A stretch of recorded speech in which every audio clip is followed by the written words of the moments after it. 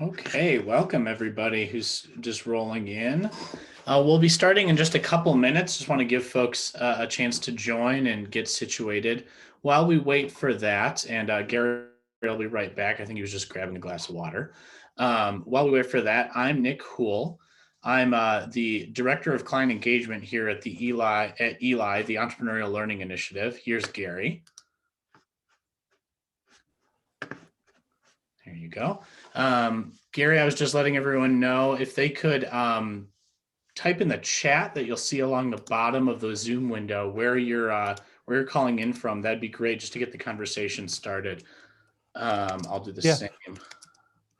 Not only where you're calling in from, but also just kind of like where your interest lies. You're educator, your nonprofit, community development, your own personal development. Just let us know like where your interest is. It helps us kind of home in on, what points to hit and so forth. Exactly. I'm going to go ahead and rename myself. Okay. A couple more people joining in, so we'll just give it another minute and then we can. Sure, we've got some folks from Ron Thomas from Minnesota. Great. Jennifer from Brookings, South Dakota, Local Economic Development Corporation. Great. Yeah, that's great. Welcome, Jennifer. Happy to have you here. I'm interested in doing more with small business development efforts and trying to figure out how we can add more value there. Absolutely. Educator Beatrix, thank you, from San Antonio. Awesome. Yep.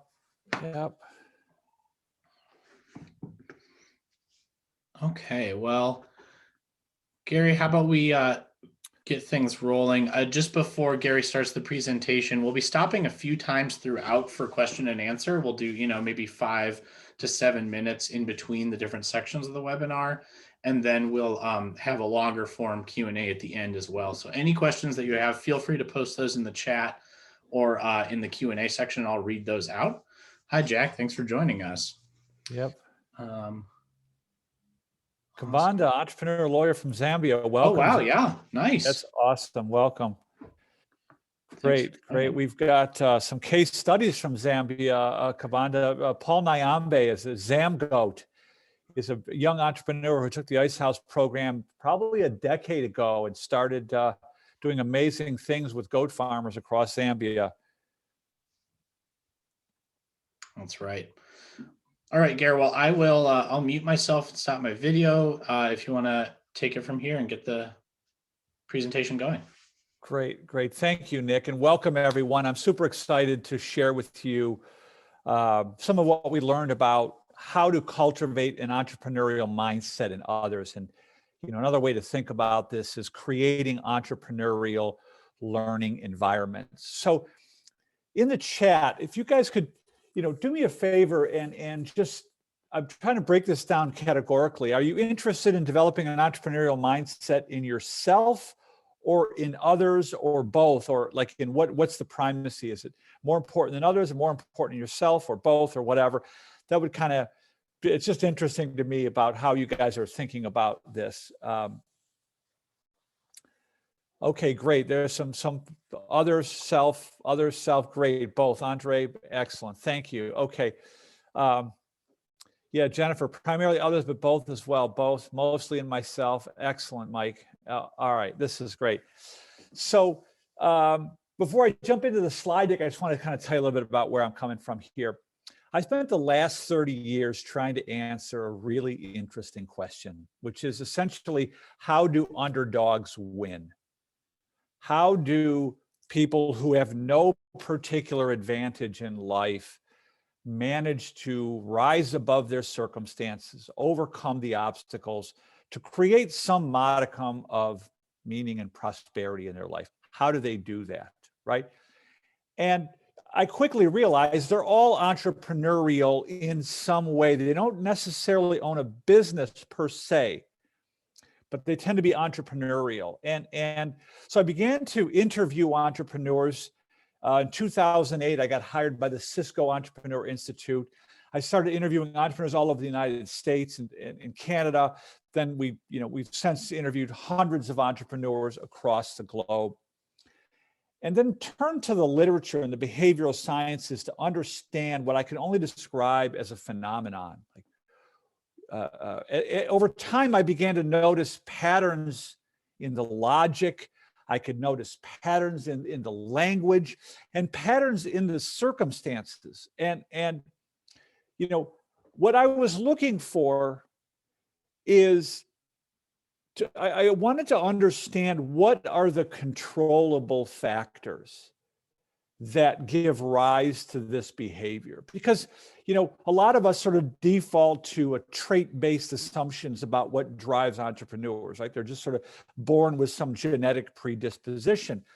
And the literature, the research doesn't really support that. Our hereditary traits certainly influence our behavior. Some of us are more, you know, score higher on an openness scale, but dispositional traits certainly don't tell the whole story.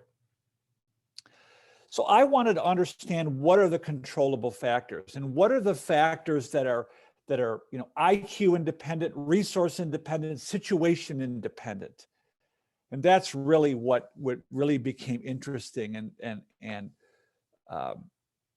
what emerged as what I can only describe as a behavioral phenomenon that has, in my view, far-reaching implications that can not only benefit people who want to start businesses, but it can also benefit people who don't endeavor to start a business. It can still add a lot of value there. So let me see if I can make the technology work here and share some slides with you, and I'll jump right in there. Nick, can you just take a quick look? I'm okay on the slides. Okay, thank you. You're one step ahead of me as usual. Okay, so you know, and I'm glad to know that some of you want to develop an entrepreneurial mindset in yourself.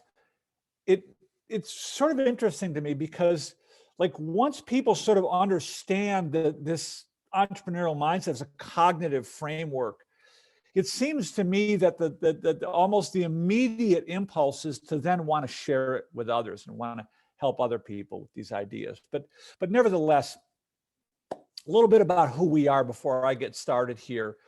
My name is Gary Schoeniger. I'm the founder and CEO of the Entrepreneurial Learning Initiative.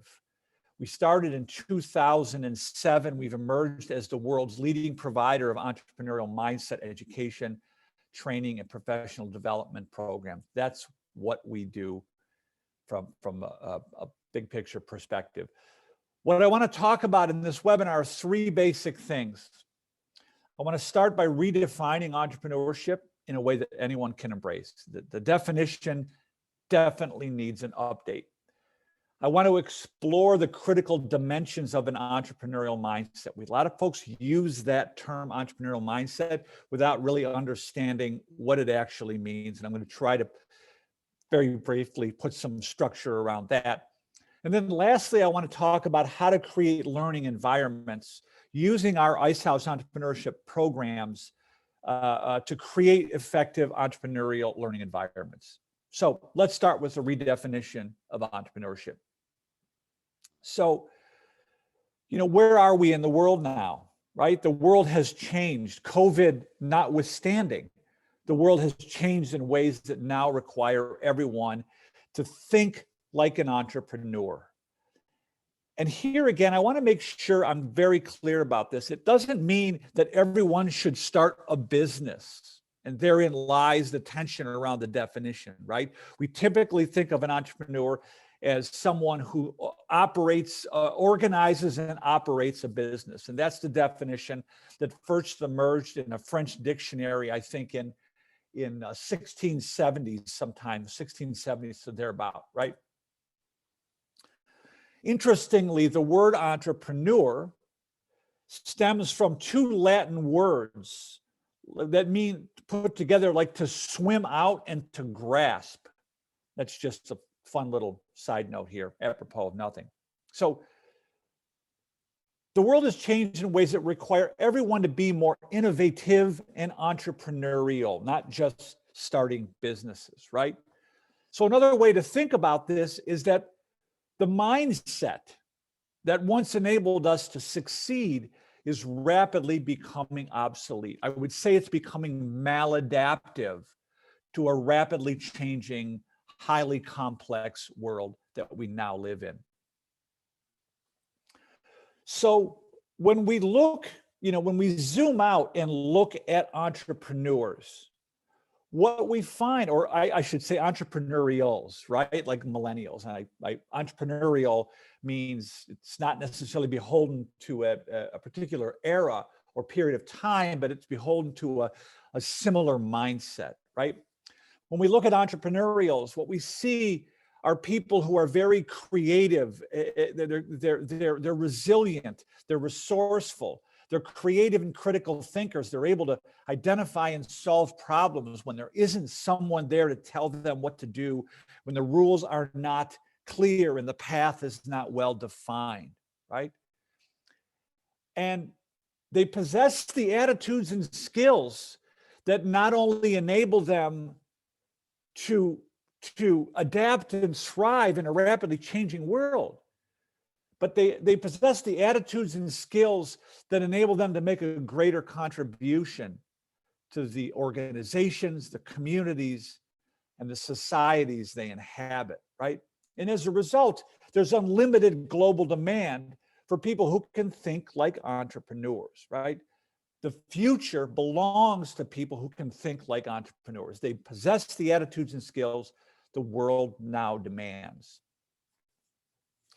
So we at Eli aren't the only voice in this endeavor, right? We're not the only ones saying these things. And I'd like to point to this comment from the World Economic Forum in which they said it's not enough to add entrepreneurship on the perimeter, that it needs to be at the core of the way education operates, right? It needs to be infused. And here's another way of thinking about this. No one in education or no one anywhere is talking about how to develop an employee mindset, right? Because the employee mindset is at the core of the way education operates. Almost from the moment we set foot in school, it is assumed that we are going to work in an established organization where the useful thing, whatever that is, has already been determined by someone else, and that we would be expected to fulfill a predetermined, often well-defined role in the form of a job description, right? And so these assumptions are so deeply embedded in our systems of education, in our individual and collective conscience, that we don't even know they're there, right? I would call these bedrock assumptions, and this is sort of hinting at what a mindset is and the ways in which our mindset can influence our behavior without our awareness. So we can all understand that it's important to shift entrepreneurship from the perimeter to the core. It's good enough that you have a makerspace or an entrepreneurship course or a program in your college or your school or your community, but how do we normalize this, right? That's really the big question. How do we make this part of our normal day-to-day thinking is the big question.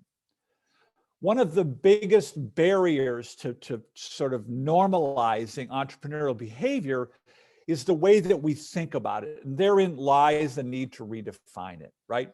Our ability to embrace an entrepreneurial mindset is limited by the ways in which we define it. And so, what does that word conjure for you? What do you think about when you hear the word entrepreneur, right?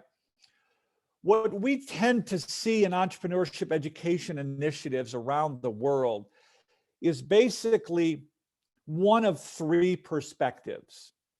Some folks are trying to emulate the Silicon Valley model of entrepreneurship, right? Kids at elite universities are developing, new technologies. They're venture capitalists hovering around, and they come up with some great idea. Someone gives them a few $1 million and off they go to the races. And And by the way, in entrepreneurship parlance, refer to these as gazelles or unicorns. And the definition of a unicorn in the entrepreneurship space is a business or an entrepreneur with an idea that can go to $1 billion in revenue in 5 years. So my point is that I have no beef with this venture-backed high growth model of entrepreneurship. My beef is that that creates a visibility versus representation issue. It skews our thinking not only about how to be entrepreneurial, but about who can be entrepreneur. It looks like it's a game only played by elite white males at elite universities who, have these great world-changing ideas, right? So, here's a little fun fact. When we were working at the Kauffman Foundation, Dane Stangler, who was then the head of research at Kauffman, pointed out to me that it was it's a small fraction of a single percent of all new businesses are created in the United States each year are done so with venture capital investment. So that's just a little data point, a fraction of a single percent, right? So that starts to help, orient yourself towards the ways in which that model of entrepreneurship doesn't accurately reflect the mindset and the methods of a typical entrepreneur. A lot of initiatives are centered around small business ownership. The small business development centers, the economic development initiatives are focused on helping small businesses start and grow. The problem we see here very often is the tendency to conflate entrepreneurial thinking with managerial thinking. And that's where it gets really sort of confusing and messy. And what we see here is let's treat a startup like it's a smaller version of a large corporation. Let's have the guy, the founders or the aspiring entrepreneurs sit down, write a business plan, figure out, financial literacy, what kind of company you should be, how to do market research, how to get the right permits, whether you should be an LLC, S Corp, C Corp, whatever. Those are important skills for managing an existing business that has customers and cash flow and employees and so forth, but they're not entrepreneurial skills. And the point I want to make here is that the attitudes and skills required to discover opportunities are distinct from the attitudes and skills required to manage a business that distributes useful things. So in part of our research, that was a sort of a big pivotal moment for me. And when we were able to disentangle entrepreneurial skills from managerial skills, it becomes a lot easier to understand. We also find that a lot of people look at entrepreneurship from a negative perspective, right? The entrepreneurs are the greedy ones who are just interested in making money. They commit all manner of malfeasance and, the corporate raiders or whatever. They're just money grubbers. These are people who will exploit others for their own gain.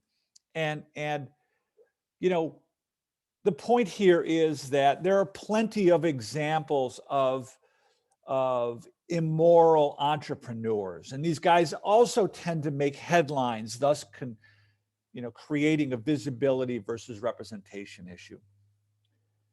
And, whether you think of the entrepreneur as a Silicon Valley type or small business, Main Street small business owner, or an evildoer, there are certainly good reasons for any of those perspectives. But I spent the last 12 years traveling around the world, interviewing hundreds and hundreds of what I call unlikely entrepreneurs. Average people, no particular advantage in life. They don't have big ideas. They don't have access to venture capital. They're not trying to, exploit people. They're just ordinary people being innovative and entrepreneurial. And I can tell you that these ideas of the entrepreneurs, the big Silicon Valley types, or small business owner, or the evil types, it doesn't really accurately reflect the mindset and the methods of a typical entrepreneur. But it's also, for those of you who are in education, it's important to consider, how do we redefine it for those for whom for those who would say, I don't really care about entrepreneurship. I'm an X major or a Y major. I'm not interested in starting a business. Why do I need to learn about entrepreneurial skills, right? We got to redefine it in a way that everyone can embrace. So just to very quickly point out the popularity of entrepreneurship is definitely on the rise, but the concept of entrepreneurship is still widely misunderstood, and it's fraught with common misconceptions and popular myths that so often lead us astray. So in 2008, I was doing a research project for the Cisco Entrepreneur Institute in San Jose. They hired me to do a gap analysis initially on the entrepreneurship education ecosystem in the United States. And I very quickly recognized that the way entrepreneurship is typically portrayed in the classroom is largely divorced from the reality of a typical entrepreneur. So as part of that research, I came across a study that was done in the late 90s by a guy named Amir Bidet. He was on leave from a professorship at Harvard when he published this study. So I was looking at these, I was trying to find the underdog entrepreneurs, the people who started with little or nothing, and to figure out how they did what they did, right? Bidet was looking at the origins and evolutions of large established companies like Hewlett-Packard, Waste Management, Walmart, Microsoft, Calvin Klein. And our findings were strikingly similar. And I want to sort of go through what Bidet pointed out in his research. The founders of what he pointed out was that even large established companies have what he called humble, improvised origins. They're not founded on any big idea. There's no big breakthrough idea or intellectual property that leads to some overnight success. They're not spending much time writing formal business plans. This is, where the business school guys tend to get a little uncomfortable. And I'm saying, like, this is what the data show. This is what my research has shown. This is what Bidet's research also demonstrated. They're not writing formal business plans, nor are they doing very much formal market research. Bidet described it as ad hoc research based on gut feeling and face-to-face interaction. Nor do they have a lot of money. And what Bidet found is that these companies that I just named were created on average with about $10,000 cobbled together from credit cards, second mortgages, and what we affectionately refer to as the 3 F's, which is friends, fools, and family, right? They don't have a lot of money. And most importantly, they don't have a lot of experience in their chosen field. So we looked at this and said, how is this possible? How does somebody that doesn't have any extraordinary idea, not much planning, not much research, not much money, and not much experience, how do they do that, right? And this is where we sort of default to the trait-based assumptions about entrepreneurship. But what I discovered through my research, and largely through some research in social psychology. Geez, thank you. If you understand the contextual factors, you'll understand the behavior. So let me dive right in here, right? In order to redefine entrepreneurship, I'm going to draw from this concept called transformation theory, which was developed by a guy named Dr. George Land. And he designed this transformation theory as a way to explain the nature of change within any living system, whether it's an organism, an organization, a company, a culture, doesn't matter, right? So this is very useful for not only understanding the nature of change, but also for understanding the difference between entrepreneurial behavior and managerial behavior. So it works like this. There are three phases of change according to land. There's a discovery phase, there's a growth phase, and there's an obsolescence phase, right? You learn about how to function in the world, you go out in the world and you function, and then you kind of age out and retire. In some cases, the obsolescence becomes a reinvention phase, right? The growth starts to slow prematurely and we're forced to reinvent ourselves. But by and large, there are these three basic phases: discovery phase, growth phase, and the obsolescence phase. What Land is saying is that each phase requires distinct rules for survival. And the trick to survival is understanding which phase you are in so that you understand which rules to apply. Because the rules for survival in phase 1 are maladaptive to phase 2. And the rules for survival in phase 2 are maladaptive to phase 3, and so on and so forth. They are not interchangeable. And, you know, for fun, if you want to go look up the word maladaptive, it basically means the tendency to cling to a success strategy that once worked while ignoring the situational changes that have happened around us.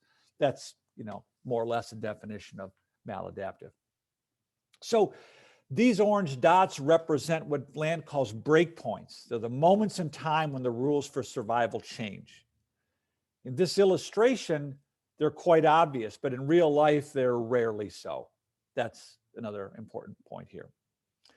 So as humans, what does this look like for us as humans, right? In the discovery phase, we learn how to become useful. And let me back up one step. I'll draw from a quote from Adam Smith in The Wealth of Nations, which he published in 1776. We all live by exchanging, right? So we all live by exchanging useful things with each other. That's how we earn a living, right?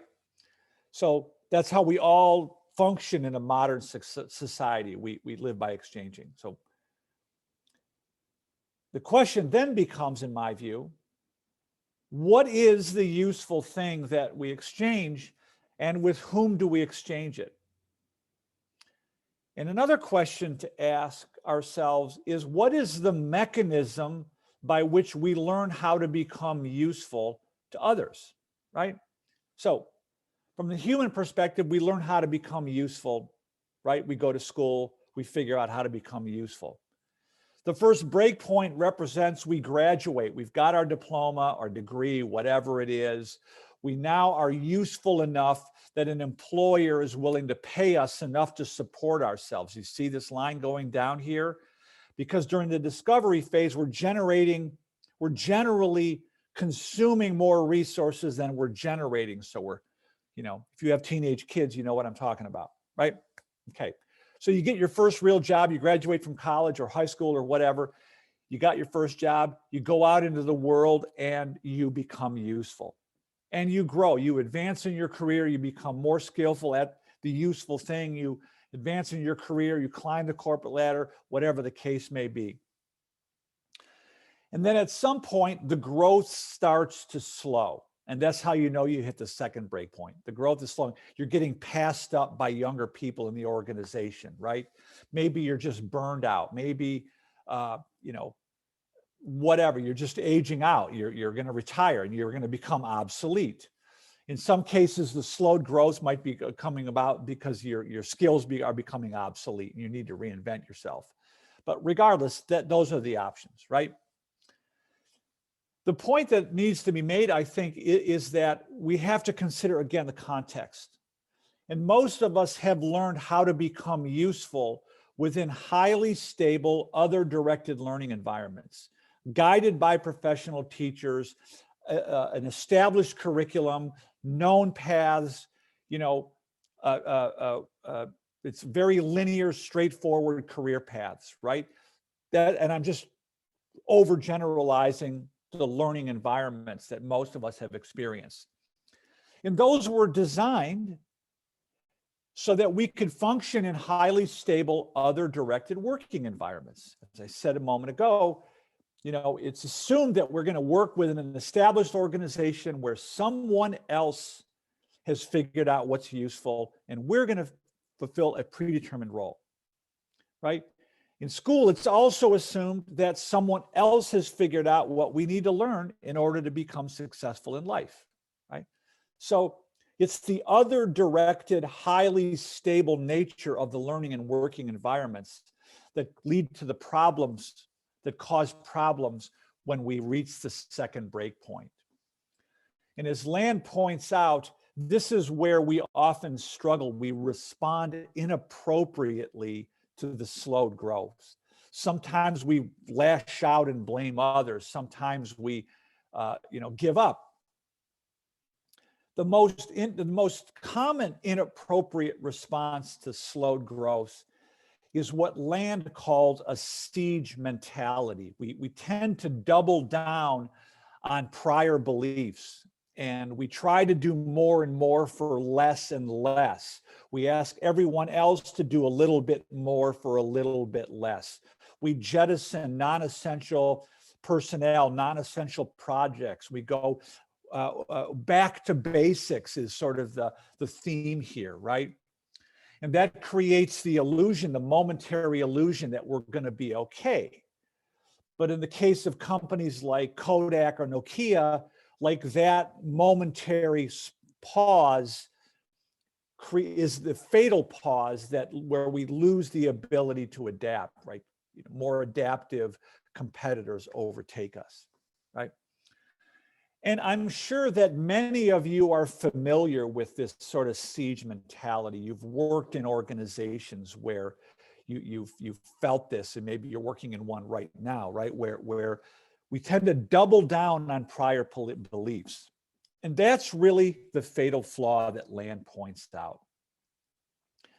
Nothing fails like success. And what Land is saying is that the attitudes and skills, the deeply held beliefs, the mindset that was absolutely essential in phase 2, the mindset that was essential for this growth is the mindset that will prevent us from adapting and reinventing ourselves. Broadly speaking, the concept you can think of here is like cognitive entrenchment. And I've been looking increasingly at the literature about cognitive entrenchment and the way that, the more expert you become, the more you're going to struggle when times of change, right? And that's when the novice actually has an advantage over the expert, because we're not attached, we're not so stuck in sort of cognitively entrenched in prior beliefs, which is why what Land said, nothing fails like success. That's the real genius, in my view, of transformation theory, right? So the question now becomes, how do we figure out how to make ourselves useful to other humans in highly unstable, self-directed learning environments? What does that look like? Well, that's entrepreneurial learning, right? It's a discovery process. So I've just expanded this sort of discovery phase. Again, the line is going down. The first break point isn't a diploma. It's like evidence of usefulness, right? There's some evidence that you've tripped into something useful. For a lot of people, that evidence might be currency. When people are paying for something, they're saying that it's useful. They're demonstrating with their wallet that they value what it is you've created. Currency isn't the only measure of usefulness. It can be buyers, it can be buy-in from your colleagues, it can be users, followers, subscribers, readers, whatever. The point is that it's an evidence-based discovery process. It's not gambling, it's not fortune telling, it actually looks a lot like the scientific method. But in order to understand how to create entrepreneurial learning environments, in order to understand how you yourself can survive this entrepreneurial discovery process, you have to understand the contextual factors and how those are different from traditional learning. The two factors that I'm going to dive into here are the extremely high degree of ambiguity and the resource constraints, right? Highly ambiguous environment. The roadmap is not the terrain. There are no clear-cut answers. There's no career pathway. There's no guided curriculum and professional teacher. You got to figure it out for yourself, right? And there's resource constraint. You don't have a lot of money. You can't just build it and they will come. You got to figure it out. You got to make it work with what you have. You don't quit your day job. You start in the margins and you learn to experiment and become very resourceful. My point here is that these contextual factors are absolutely essential for cultivating an entrepreneurial mindset. And if you take away either one of these, you cannot develop an entrepreneurial mindset. Because if you take away the ambiguity, then somebody already knows what to do. Somebody can tell you what to do. There's no discovery. It's already known.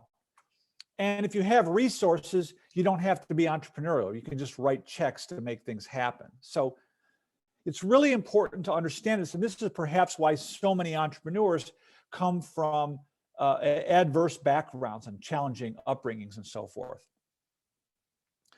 So the connection is found. This is where the organism finds the connection with its environment in Land's terms, right?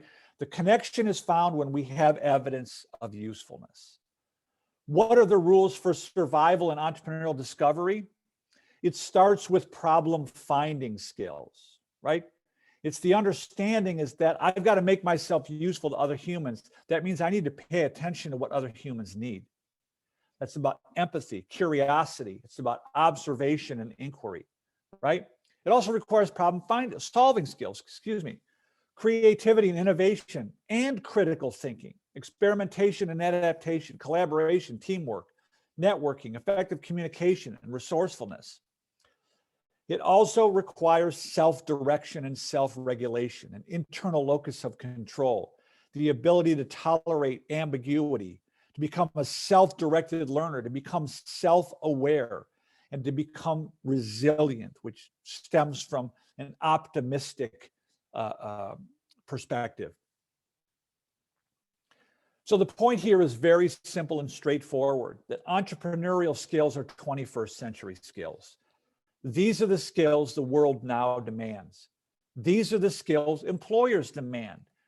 They don't necessarily call them entrepreneurial skills, but if you look here, they're the same skills that academic experts, workforce development people, CEOs around the world are saying, these are the skills we demand.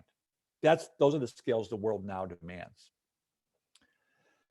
So I'm going to pause here with my definition of entrepreneurship as the self-directed pursuit of opportunities to create value for others, right? Most of us have engaged in other directed pursuit of opportunity to create value for a company, right? For an employer. It's a little nuanced here, but it makes a big difference. But the second half of the definition is also very important. By creating value for others, we empower ourselves. The more useful we become, the better off we can be. And I don't mean better off just economically, I mean in a whole well-being sense in terms of social integration, in terms of competency, in terms of psychological well-being. It's the whole person. Like that's where we become optimally engaged. So this is our definition of entrepreneurship. It's a definition that anyone can embrace in any set of circumstances. It's resource independent, it's IQ independent, it's situation independent. So I want to pause there, Nick. I thought I had a slide in here for questions, but before we go into the mindset, I want to pause and take a breath and see if we have any questions that are that should be addressed. Yeah. Real quick, while we wait for any questions on that first section to come through, I just wanted to announce verbally as well as what I put in the chat. We'll be posting the recording of this as well as sending out the slides to everyone within 24 hours to the end of this presentation. So no worries if you're having trouble keeping up or anything like that. You'll be getting the recording. Yes. Right. Any questions thus far on this redefinition of entrepreneurship? Is this making sense to you guys? Is it resonating? Is it not resonating?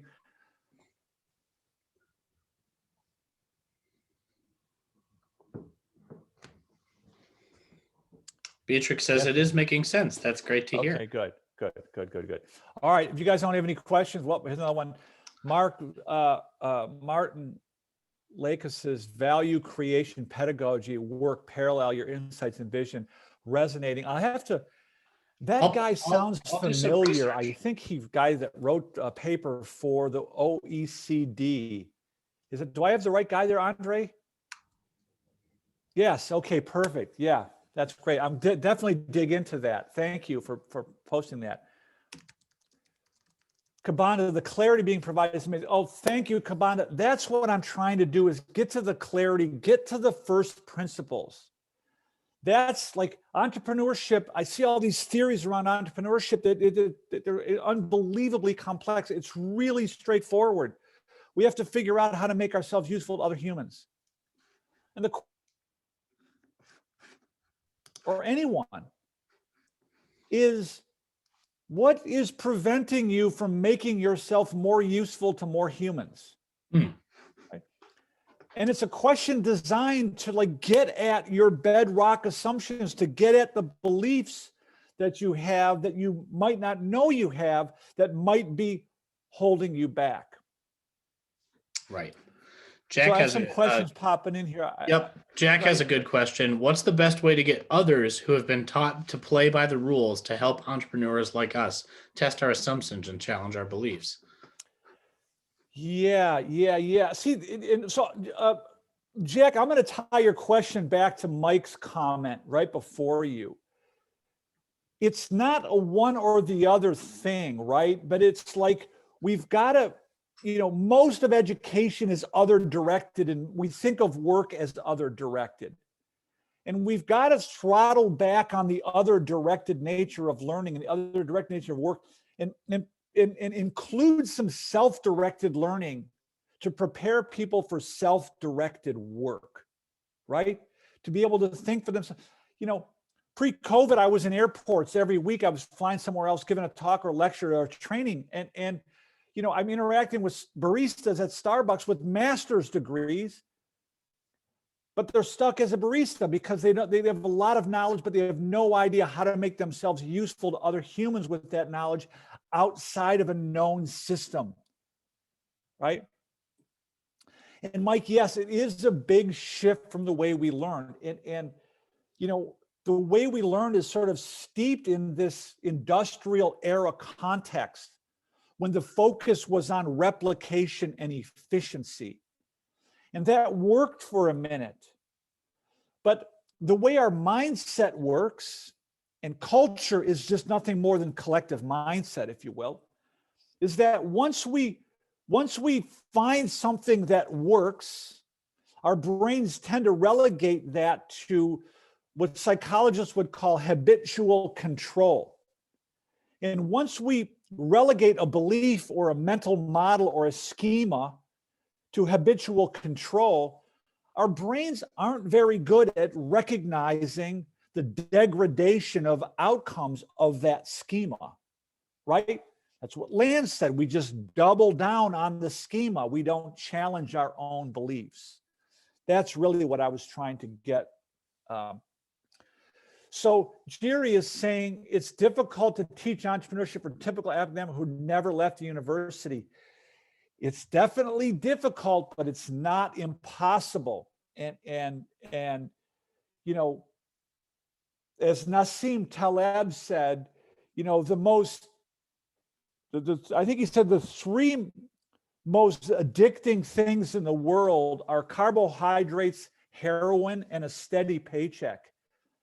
And you know, the challenge is, look, here's the thing, folks. If you love your job and you're well paid and it's all working out for you, don't be innovative and entrepreneurial. Keep doing what you're doing, right? I don't believe in innovation for disruption's sake. If what you're doing is working, keep doing it. But when you find yourself in a situation where it's not working, or you're unhappy, or something doesn't make sense, you're going to need these skills. I hope that helps put some better context around these ideas. So Nick, I'm going to keep rolling here. Thank Yeah, I you was for these just gonna questions, say, guys. Keep the questions coming. I'll pause again in a couple of minutes. We'll jump back into some questions. I want to talk very briefly now about what is a mindset. Try to put a little bit of structure around what that means, right? So I'm borrowing from Peter Senge's work when I say this, and I think I'm paraphrasing something Senge said in the Fifth Discipline. We all have a mindset, yet few of us are aware of it, much less the ways in which it influences our behavior without our awareness. And really, once you understand a mindset, it should keep you up at night, right? Carl Jung said it differently. He said, until you make the unconscious conscious, it will direct your life and you will call it fate. So one way to think about a mindset is it's a mindset. It becomes a fixed way of thinking that we essentially stop learning and we just function on autopilot, right? So I've searched the literature for a clinical definition of mindset, and I've not been able to find one. Even Carol Dweck, who's known for her book Mindset at Stanford, simply describes it as a way of thinking, and that's not adequate for our work. So I came across the work of Edgar Schein, a professor emeritus at MIT, who spent his career studying organizational culture. And I took his definition of culture and I modified it for my own use as the definition of mindset. So a mindset is a pattern of beliefs and assumptions learned by an individual as he or she solves problems of external adaptation and internal integration that has worked well enough to be considered valid and therefore assumed to be the correct way to perceive, think, and feel in relation to those problems, right? Here's what I want to get across about mindset. The ways that our brains are inundated with data, like millions and millions of bits of data are pouring into our senses every second. And we're only able to process a very tiny, tiny fraction of that data. And so our brains are constantly trying to reduce the cognitive load. And our brains, in order to do so, our brains tend to rely on rules of thumb or heuristics or mental models or schemas that we deem to be the correct way to perceive, think, and feel. And that's so that the brain can reduce the cognitive load, right? You don't want to think about what a pair of pants is every morning. You have to know it's a pair of pants. This is how you put them on. And that's fine. That's what Daniel Kahneman talked about, the fast and slow thinking brains. So, and as Kahneman said, our slower thinking brains are lazy and we tend to outsource too much to the faster thinking brain. So in our work, we look at what I would call the 5 critical dimensions of a mindset.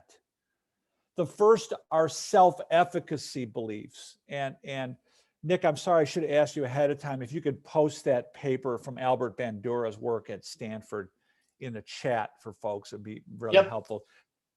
But the self-efficacy beliefs are basically our beliefs in our own ability to navigate life, just the goal. It affects the goals we set for ourselves and it affects all aspects of our lives. And in this paper that Nick is going to put in the chat, Bandura lays it out. If you have high self-efficacy beliefs, here's how you're going to enjoy life. And if you have low self-efficacy, here's how you're going to suffer. And then he goes on to explain how to increase your self-efficacy or how to increase the self-efficacy of others, which became the basis for the Ice House program. Okay, self-efficacy beliefs are the core. Locus of control, it's perceived locus of control. People with an external locus of control have a deeply held, mostly unconscious belief that fate or luck or circumstances or powerful others somehow control their lives, right? As opposed to someone with an internal locus of control believes that, if it's to be, it's up to me, kind of a belief. Now, we're not walking around saying, hi, my name's Gary, I have an external locus of control, but it shows up in our language. It shows up in our behavior, right? Someone with an external locus of control is complaining a lot, right? And they're assigning their complaints to their boss or their wife or their husband or their kids or something outside of themselves, right? I want to do something interesting in my life, but the world won't let me, is essentially an indication of an external locus of control. We look at the fixed versus growth mindset, and this is fixed in terms of your beliefs about yourself and the world around you, or a growth orientation, an openness to new experiences and openness to new ideas. Intrinsic versus extrinsic motivation. Are you purpose-driven or are you profit-driven, right? Intrinsic motivation, which is the most potent form of motivation known, is something we do for its own sake rather than for a separable reward. Here's a fun fact. Extrinsic rewards, such as letter grades, gold stars, dollars, carrots, sticks, whatever, undermine intrinsic motivation, right? So for example, children are intrinsically motivated to draw. They'll do it all day long. But as soon as someone introduces a reward expectation for drawing, they lose interest. And the theory is there because they lose their sense of autonomy. Anyway, and the final of the 5 dimensions, not the least of which, is resilience. And this stems from optimism versus a pessimistic explanatory style. And I'll say a little bit more about that in a minute.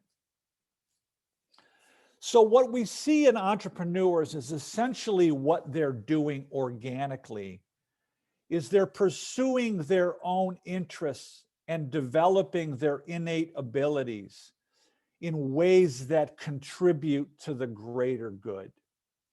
And in the intersection of these 3 spheres, they stumble into the most potent form of human motivation. They become optimally engaged. And by the way, if you look at the data published by Gallup, 2/3 of students leaving high school are not engaged in learning. And incidentally, 2/3 of workers in North America are not engaged in their work. Nearly 1 in 5 are actively disengaged, meaning hostile to the work environment, right? And by the way, those numbers just get worse when you leave North America, right? The global number is 87% of workers are not engaged in their work.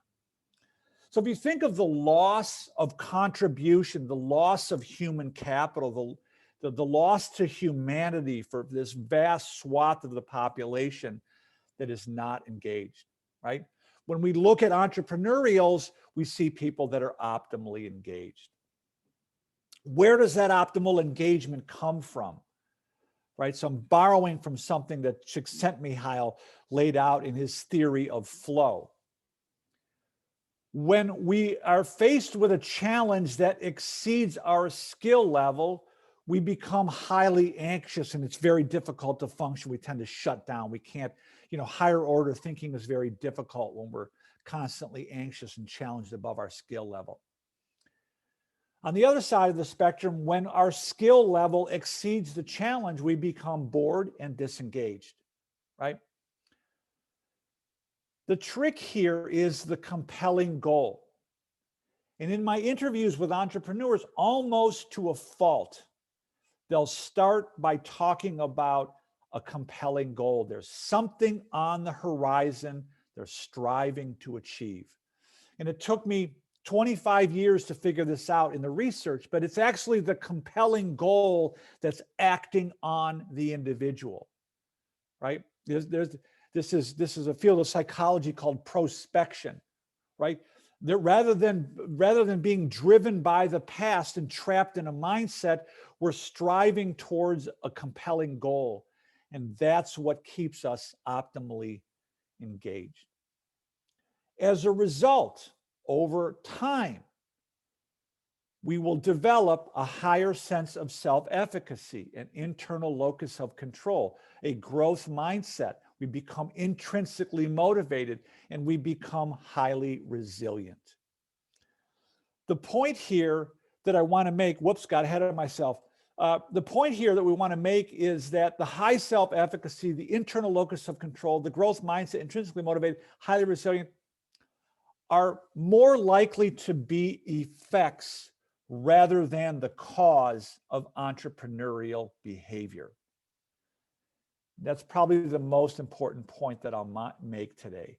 The entrepreneurial mindset emerges over time as the result of pursuing a compelling goal in highly ambiguous, resource-constrained circumstances, right?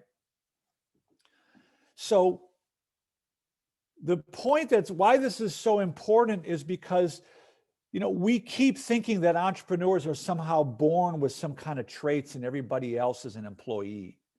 We've got to stop thinking about entrepreneurship in this binary way, right? And we've got to stop thinking of it as you're either going to be a business owner or you're going to be an employee. And we have to think about it more broadly. The point here is that the mindset is more so of an effect rather than the cause. And you see this mistake, it's called the fundamental attribution error. You see it everywhere, right? We tend to overemphasize the importance of traits while ignoring these subtle situational factors that have enormous influence on our behavior. So an entrepreneur starts a business 25 years ago, 20 years ago, whatever. They have some big exit or some big event. Somebody interviews them and they come away and they write some piece in Forbes or whatever that says, here are the 5 things or the 3 things or the 10 things you need to have to be a successful entrepreneur. And they don't realize that when the entrepreneur began, they had little to none of those characteristics. Those characteristics evolved as the result of the pursuit of a compelling goal. Okay, now I'm going to pause and see if we have any other questions in the chat, Nick, and then we'll move on. Oh, thank you for publishing the self-efficacy paper. That's super interesting. Any other questions about mindset? Does this definition make sense to you? I want to make sure we're doing on time. Yes, thank you, Andre. Just trying to, a simple way of thinking about a mindset are the underlying beliefs and assumptions that influence our behavior without our awareness. I mean, that's a simple definition, right? But here's the thing that I want you, and I want students of the Ice House or the people you interact with to understand the most important thing. That a mindset is a belief system that is perfectly designed to create the outcomes that it's creating. A mindset is a belief system that's perfectly designed to create the outcomes that it's creating. Like once we understand that, we become empowered, right? That's the moment of empowerment, right? If we think differently, we'll act differently. And that's really I mean, I said that it's not quite accurate, but if you understand that the mindset is where the behavior emerges from, and that if you don't like the outcomes in your life, the first place to look is within. Okay, I'm not seeing a lot of questions here. Thank you for your comments here, Andre and Jerry and Jack. I'm going to roll on if that's okay with you guys. Sounds good. So lastly, I want to talk about how to use the Ice House program to create an effective entrepreneurial learning environment. Quick backstory, right? So I'm going around the country interviewing all these underdog entrepreneurs. I stumbled into Clifton Talbert, who I met by accident when we were in Tulsa, Oklahoma to interview a separate entrepreneur. He agreed to an interview on a very short notice. He's one of the founders of the Stairmaster Exercise Company, among many, many entrepreneurial accomplishments. And Clifton was about 65 when I met him in 2008, something like that. He was in his mid-60s, and I asked him, how did you learn how to think like an entrepreneur? What influenced you? And he pulled this picture out and showed me this picture of his Uncle Cleve. And he explained to me that he was born in a very poor cotton community in the Mississippi Delta in the 1940s. He was born to a teenage mother, didn't know a dad. He was living with his relatives, and he was relegated to the cotton field. He said, like, I was picking and chopping cotton. That was the expected way of life for people who looked like me. He said, when I was a 13-year-old boy, I was invited to work alongside my Uncle Cleve at the Ice House. And it was this man who taught me how to think like an entrepreneur. That story became the inspiration for a book that Clifton and I wrote a few years later called Who Owns the Ice House? 8 Life Lessons from an Unlikely Entrepreneur. It's actually 8 core concepts distilled from hundreds of interviews told in a simple story using Clifton's story. And he is sort of the master storyteller. I provide the analysis. With some initial funding from the Kauffman Foundation, we transformed that book and that story into the Ice House Entrepreneurship Program, which has since gone all over the world. It's, redefining entrepreneurship in classrooms and communities, used in ways I could have never anticipated when we began. So to begin to think about how to create an effective entrepreneurial learning environment, I want to just start with this simple premise that entrepreneurial learning is different from traditional learning. Entrepreneurial learning is discovery learning. And most of us have only experienced formal learning. I mean, we've all experienced other learning, of course, but in formal learning, there's the transfer of explicit knowledge. You got to know some things. And there's a professional teacher and an established curriculum, and it relies basically on rote memorization and standardized testing. We have to transfer known knowledge from one individual to another. Entrepreneurial learning is discovery learning. It's the discovery of knowledge. Whether the knowledge is established or not is irrelevant. It's being discovered, and it requires entirely different learning styles that any one of us can develop and become good at.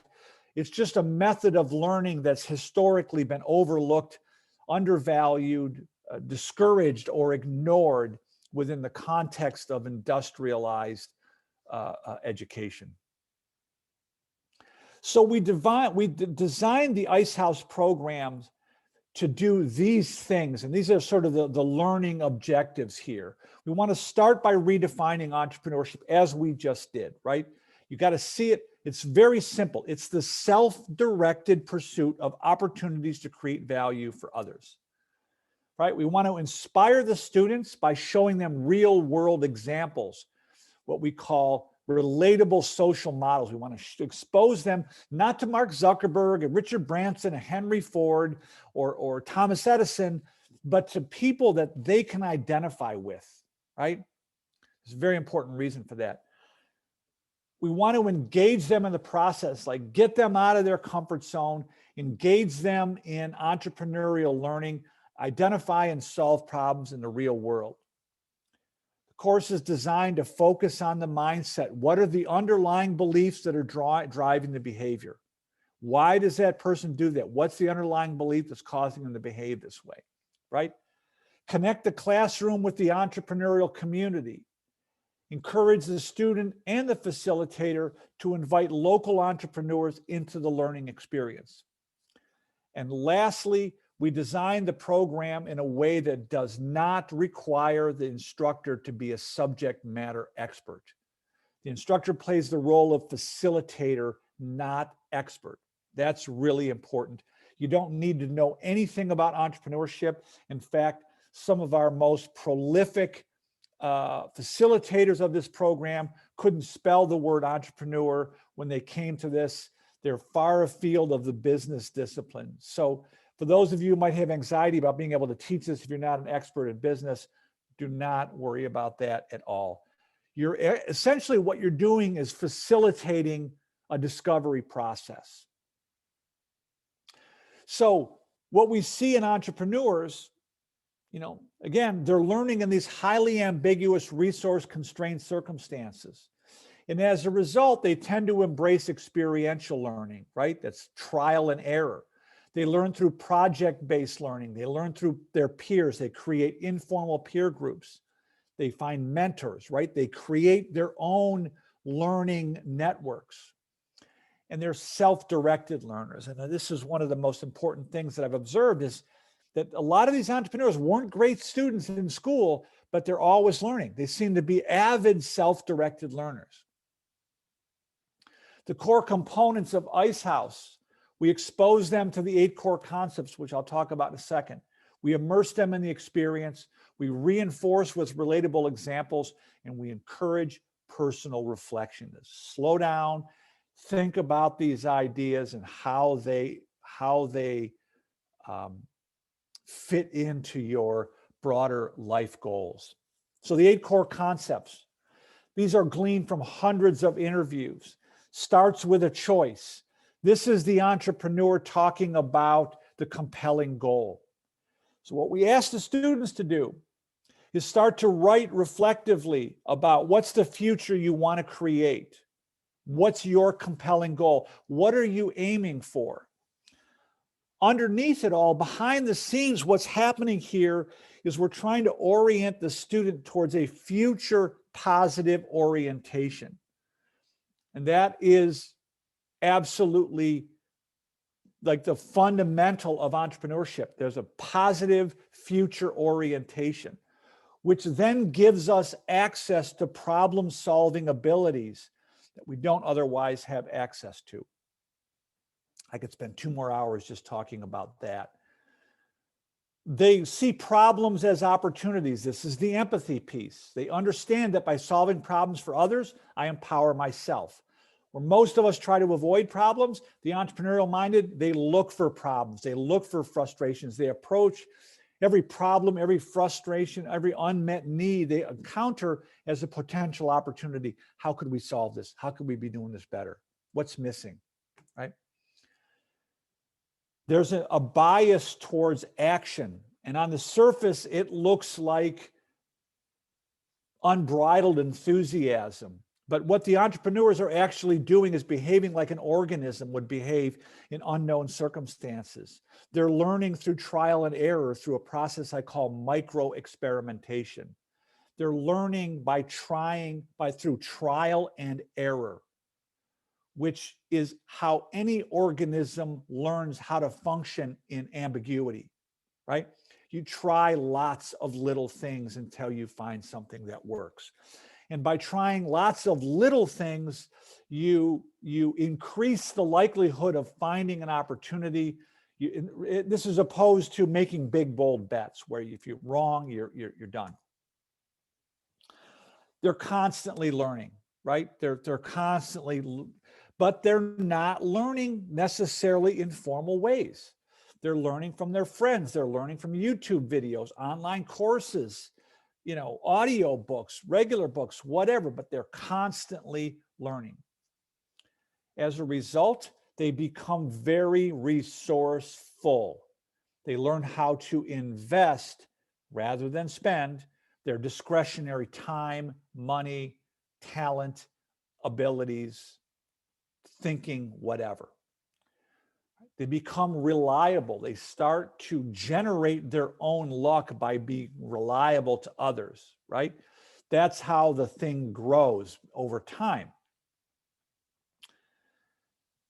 They create a support community. As I said, they tend to surround themselves with others who have been on this path, with others who are perhaps more advanced, more successful than themselves.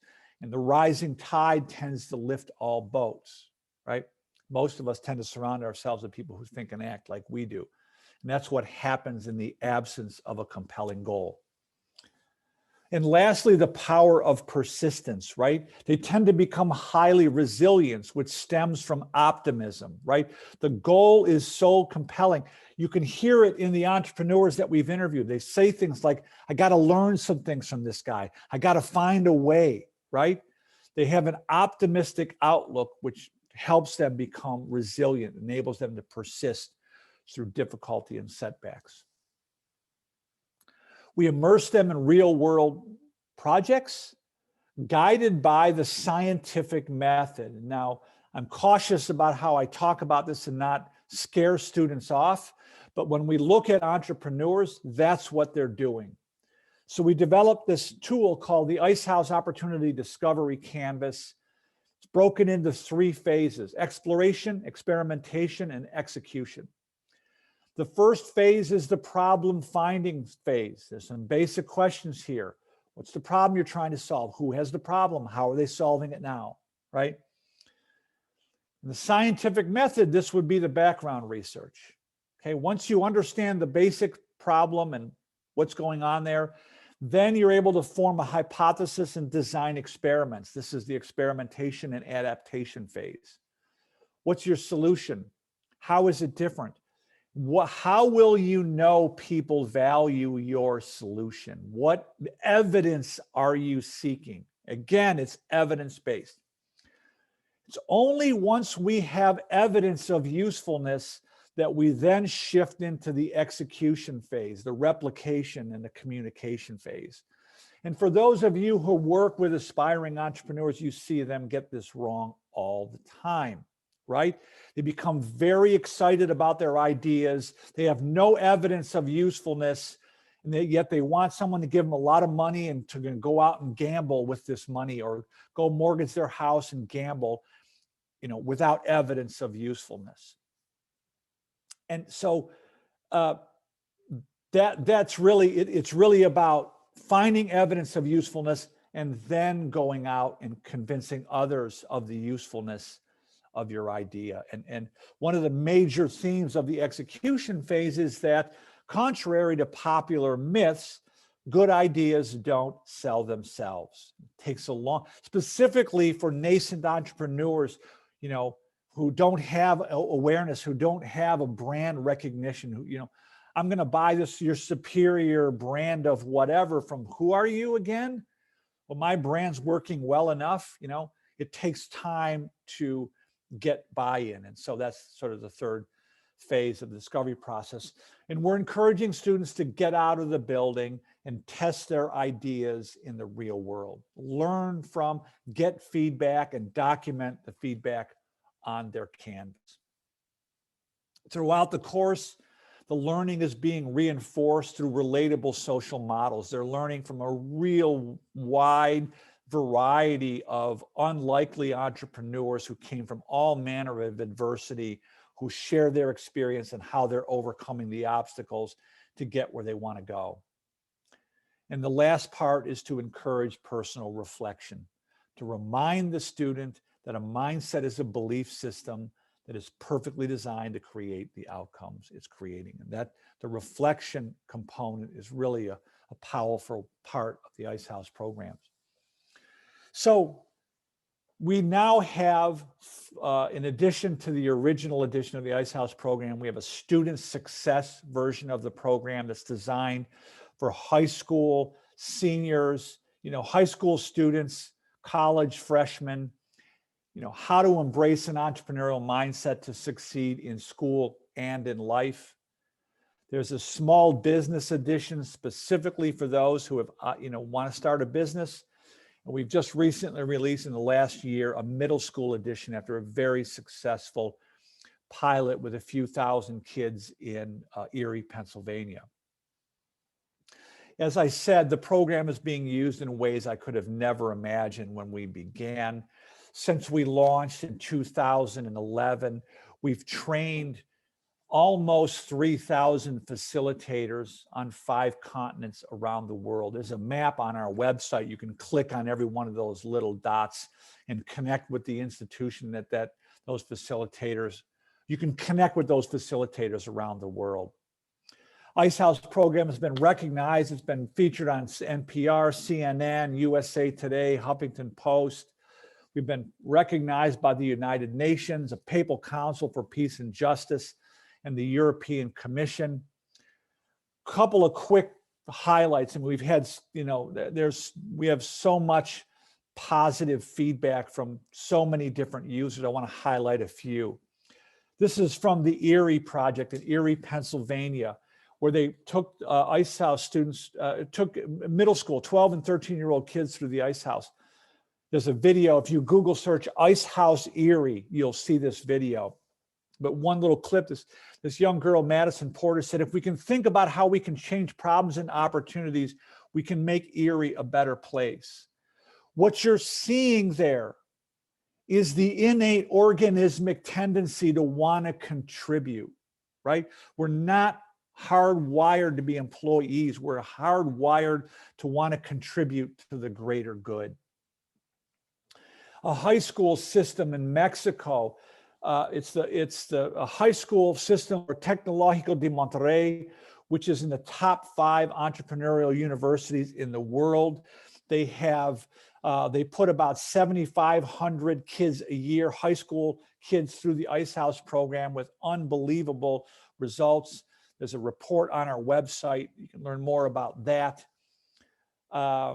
In a community college, Pikes Peak Community Colleges, a few years ago, we put 1,000 students through a blind study and found that the students who took the Ice House program persisted to the next semester at a rate 28% higher than those who didn't take the Ice House program, which Lance Bolton, the president of the college, said to me, I thought they made an error. They've left out a data point, the decimal point. He said, I would have been delighted with 2.8%, but it was in fact 28% impact.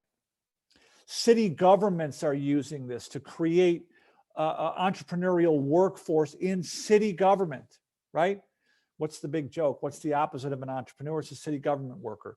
Not so fast. What Tom Darling is doing in New Mexico, I forgot the name of the city, in Albuquerque. Thank you, Nick. Albuquerque, New Mexico is nothing short of astonishing. So from an economic development perspective, we're seeing lots of people using the Ice House Entrepreneurship Program for economic development application. One I want to draw your attention to is the work of NC IDEA and Tom Rue. That's his smiling face right here. He was the former VP of Entrepreneurship at Kauffman. He was the guy that brought us into Kauffman and helped us birth the Ice House program. He's now heading a foundation in North Carolina called NC IDEA, where they're committed to putting 100,000 North Carolinians through the Ice House program. We've trained nearly 300 educators, nonprofit leaders, middle school, high school, college, university, nonprofit, across the spectrum. It's amazing the work they're doing there. If you could learn more, and Nick, maybe you can just put a link to the Ice House NC IDEA in the chat function there. So that's it. I'm going to stop talking. I'm having one a few minutes long. We still have a few minutes left for questions. We are the Entrepreneurial Learning Initiative. If you want to engage with us very easily, you can buy the Ice House book. It's a simple way. You can buy it on Kindle. You can buy it, print. We have Audible version. You can buy it in hardcover, whatever. Go to Amazon, wherever books are sold. You can see it there. We now have a self-paced version of the Ice House program. You can find that on our website. You can enroll in the course and take it yourself. You can become a facilitator, and you can become certified. You can go through now it's an online facilitator training. Since COVID, we've actually doubled the numbers of facilitators who are going through our program. Next one is in July. I'll talk about that. Or you can hire us to come in and do seminars, professional development, and workshops at your organization. These are 4 simple ways you can engage with us. The next facilitator training is July 7th through 28th. You can find that. That is a blended delivery. There are 4 live sessions that last about 90 minutes. And then there's, other work. And typically we have about 40 or 50 educators, nonprofit leaders from across the globe who participate in those trainings.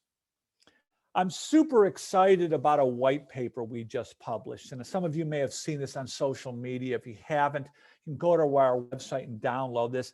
If you want to share this with leadership, that's really what it's for. It's a sort of the big picture perspective, where we are in the world and how things have changed in ways that now require everyone to think like an entrepreneur.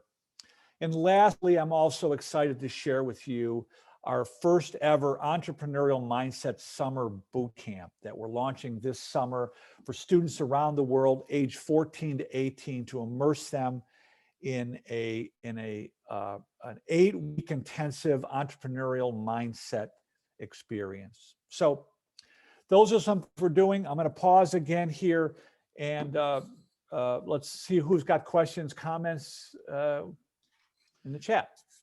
Yeah, we've got a good question that came in right at the start of this last section. I wanted to go back to. Mike asks, are there standards that make a compelling goal compelling? Oh, great question. So what makes a goal compelling is an interesting, important question. So there's two things, and I'm going to borrow here a little bit from Latham and Locke and goal theory, but there's two things. First of all, our self-efficacy beliefs determine the goals we set for ourselves. They also determine the extent to which we'll stick with those goals when we face challenges and setbacks. Okay, so there's that. In order for a goal to be compelling, so back to Latham and Locke and goal theory, right? There's two important factors. We need to value the goal. It needs to be important to us, right? To be compelled means to be pulled. It means to be irresistibly pulled towards something, right? So we need to value the outcome of the goal, need to highly value it. And we also need to believe that it's possible. There's some modicum of belief that we can achieve that goal. So those are two important factors, right? Now, there's other, and we could layer, I could go really deep on this. I'll try to keep this simple, but it's back to the three spheres, right? When we're pursuing our own interests, which are natural to us, they're innate. We don't get to pick what we're interested in. Like those interests are kind of come on the hard drive.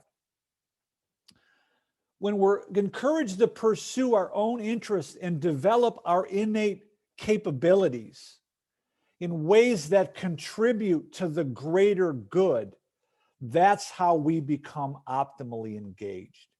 So another part of the question is, the goal should be autonomously pursued, right? It can't be other directed. There's got to be some volition and autonomy on behalf of the person pursuing it. So there's a lot to unpack there. I don't want to go into it in too much detail with the limited amount of time we have left. But if you want to understand that at a greater detail, there's some things you could research. And Nick, maybe you'll punch this in here. Self-determination theory. It's Deci and Ryan, and it's basically the psychological nutrients that are necessary for lifelong growth and social integration and psychological well-being.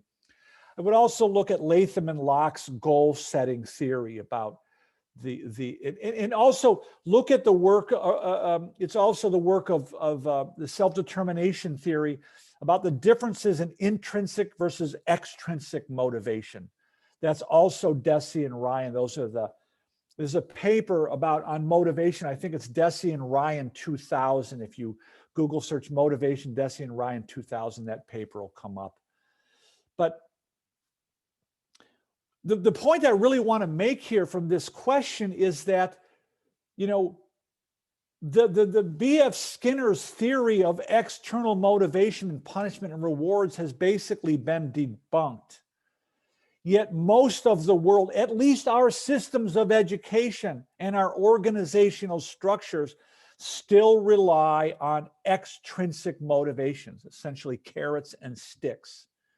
And those things tend to undermine intrinsic motivation and intrinsic and compelling are essentially the same thing or similarly related.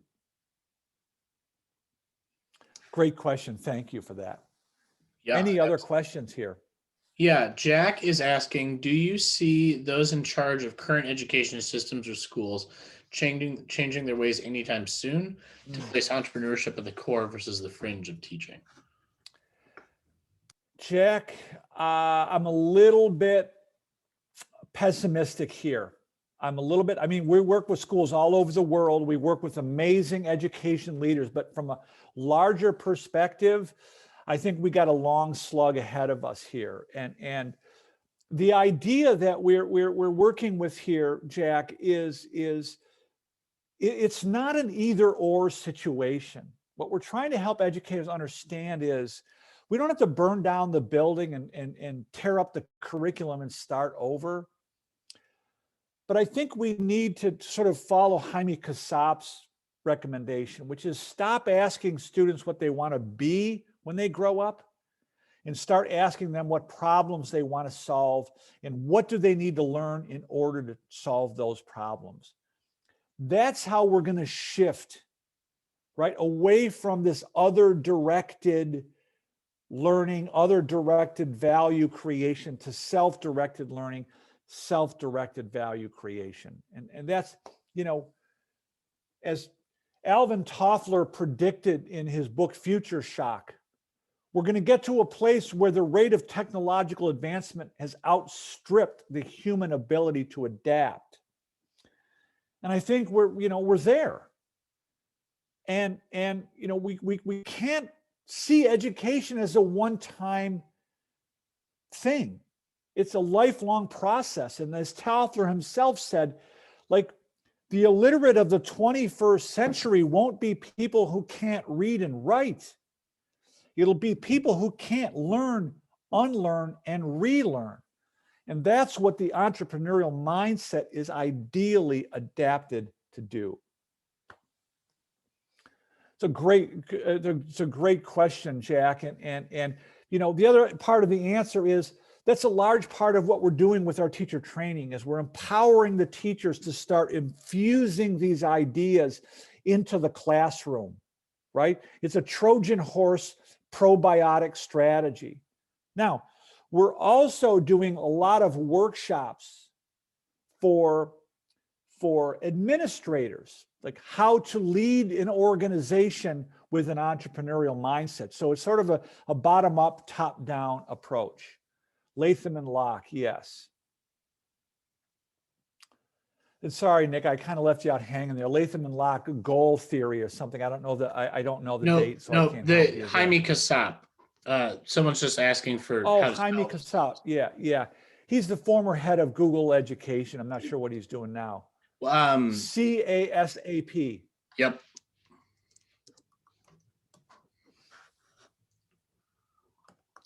Might as well put his first name in there too. Okay. Yes, Jaime. There you go. Okay, Teresa, thank you for being here. I'm glad you enjoyed it. That's what makes me happy, to just know that this is resonating with you, that you guys are finding this information useful in some way, that your time is well spent. That means more to me than anything. So thank you, Teresa, for joining us. You know, help us spread the word. If you know someone that could benefit from this, you know, we do these webinars every month. You can share our white paper. You can become a certified facilitator to learn how to bring this program. And again, the facilitator training is really about how to develop an entrepreneurial mindset in yourself and others. That is an accurate definition of what that training is. So for those of you who want to develop an entrepreneurial mindset in yourself, you will certainly get a lot of mileage out of that facilitator training. If you just want to, jump in, you can take the self-paced course. It's $99. You can go on our website. You can sign up right now and take the self-paced program. Thank you, Mike. I appreciate you being here. I appreciate all your comments, your feedback, your suggestions. Glad you guys enjoyed it. Thank you, Andre. Nick will, as he said, follow up with a recording afterwards. And we'll send in a follow-up email, a link to the chat so you can get all these links if you didn't keep up with all the links Nick was throwing at you here. Kambanda saying, very interested in becoming a facilitator. I think there is a scope of Zambia for this kind of learning. Kambanda, we would love to have you in the July training. Nick is our engagement specialist. He can kind of walk you through all of that. So whatever we can do to help and support your efforts there, I'm happy to do it. We've done a lot of work in South Africa. We've trained teachers across South Africa through the Alan Gray Orbis Foundation. I would love to do a sort of a Pan-African Ice House training. I think we could find some partners to bring these ideas into Africa in a big way.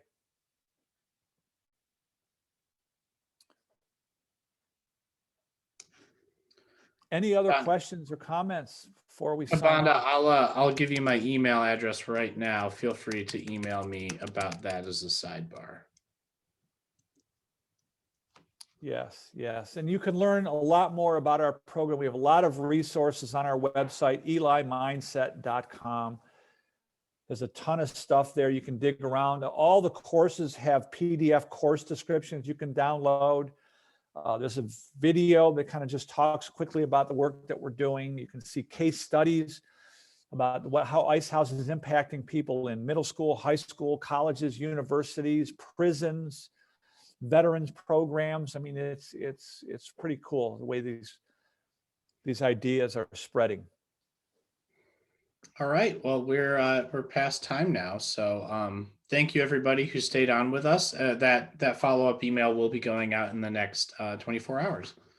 Excellent. Thanks for your help here, Nick. Thank you everyone for joining us. Hope to see you guys soon, somewhere in our training, webinars, whatever. Thanks for joining us and hope this is helpful. Bye, everyone.